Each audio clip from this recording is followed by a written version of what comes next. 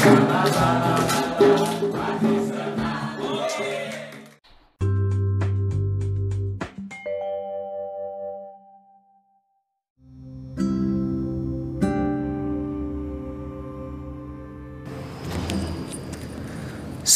film The Taste of Money, terus kemudian film juga ada film Money 2019 ya, tahun 2019 dari Korea juga.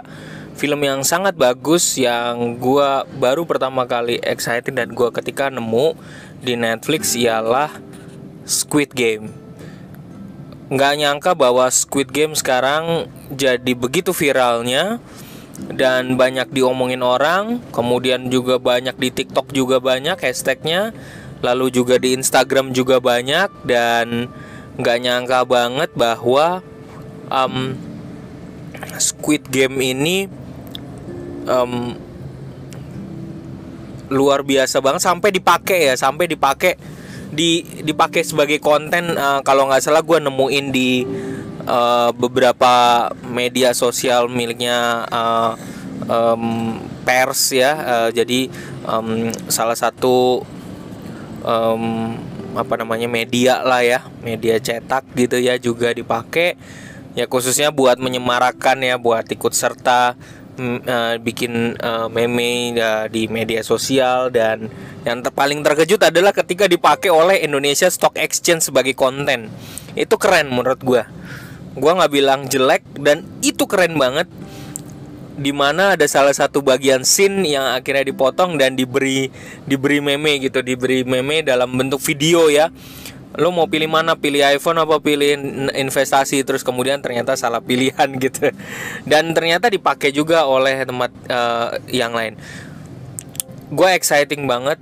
Sejak pertama memang gue waktu Squid Game ini belum viral, gue langsung nonton dan menjadi salah satu film yang gue tonton nggak berhenti ya. Salah satu film yang gue tonton dan nggak berhenti sampai gue lupa tidur, sampai keesokannya sampai lupa tidur dan gue sakit. Tapi gue exciting banget sama film ini karena pertama real banget tentang kehidupan manusia banget. Oh ya, by the way, spoiler alert ya. Jadi mohon maaf kalau spoiler, tapi kalau yang belum nonton sebaiknya jangan dengerin podcast gue ini. Tapi kalau lo udah, gue ambil beberapa petikan yang penting buat gue terkait dengan soal keuangan. Saya lagi, Squid Game gue suka karena banyak bicara soal keuangan juga gitu. Pertama, keseluruhan cerita ini juga bicara soal keuangan. Semuanya dipilih berdasarkan orang-orang yang punya masalah utang besar. Dan gue nggak tahu kenapa dipilih orang-orang yang punya utang-utang besar, dan hebatnya sebuah perusahaan ini ya dalam permainan Squid Game ini, perusahaan besar ini bisa punya data-data mereka dengan lengkap gitu ya, yang ikut seluruh pesertanya gitu.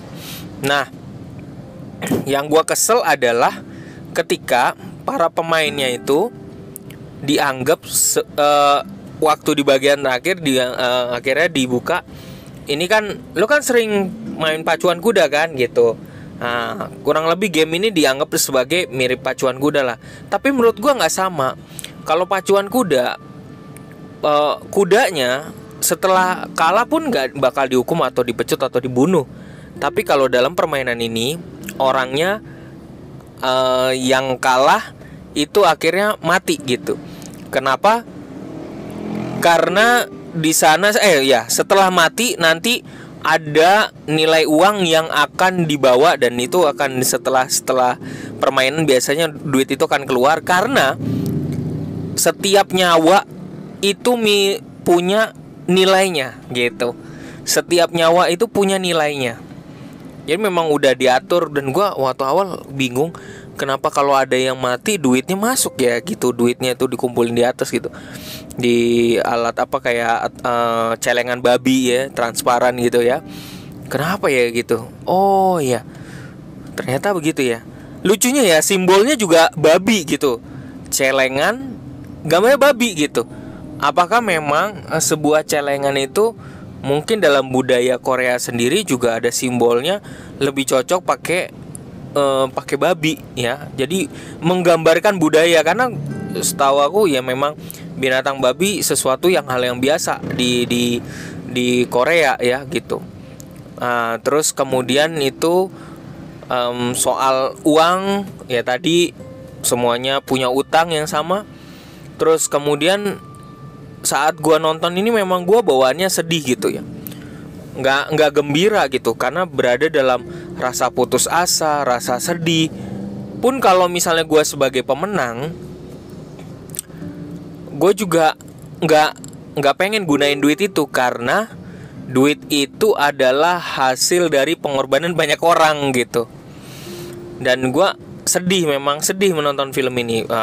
Pertama, gue sebagai manusia yang seseorang pribadi yang tinggal di Indonesia, yang punya nilai-nilai luhur dari Pancasila sendiri gitu ya, rasanya aduh nggak manusiawi banget gitu ngelawan sila kedua sendiri. Satu itu deh hal yang paling mendasar.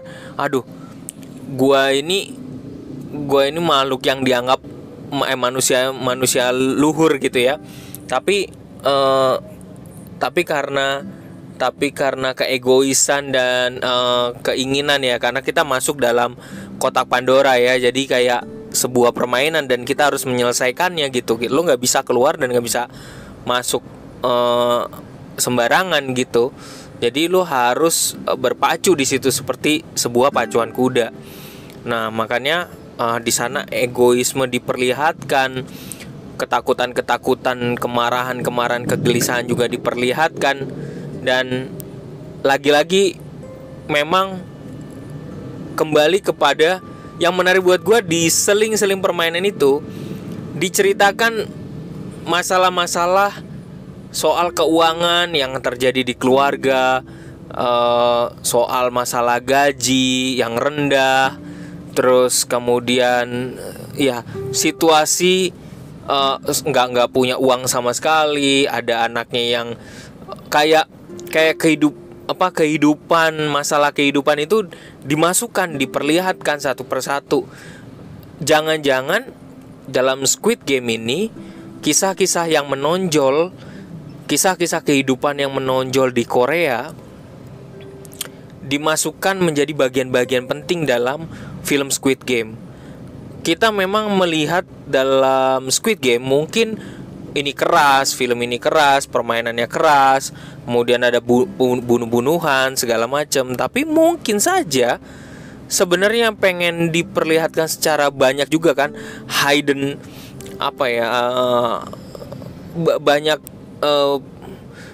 banyak kisah yang sebenarnya menjadi bagian inti. Menurut gue menjadi bagian inti dari film ini, bukan sekedar hanya ikut permainan, playing game, bukan Squid Game aja, bukan, tapi kisah-kisah kehidupan, beratnya kehidupan yang harus dilewatin gitu.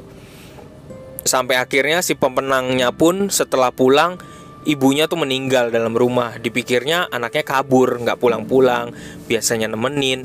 Karena memang permainan ini membutuhkan, dalam cerita yang gue ikutin itu permainan ini membutuhkan 6 hari. Dan lu bayangin selama 6 hari lu menghilang, dan dimana di keseharian lo itu biasanya lo nemenin ibu lo.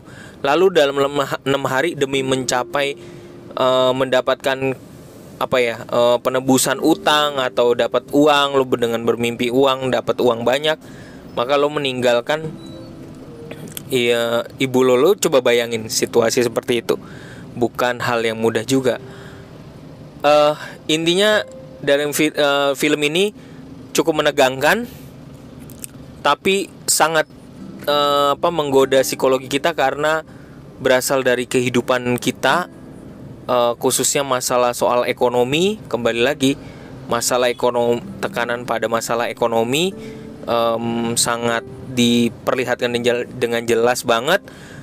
Sangat sederhana banget, nggak pakai teknologi yang pakai CGI lah yang pakai keren-keren begitu. Sederhana banget karena memang yang mau ditonjolin memang ada permainannya, tapi juga diperlihatkan soal masalah kehidupan masyarakatnya, kehidupan keluarganya, beratnya kehidupan. Jadi itu menjadi salah satu fokus dari cerita itu. Makanya mungkin saja menurut gua pandangan gua, film ini disuka karena sangat menyentuh kehidupan banget. Walaupun kelihatannya sebenarnya sadis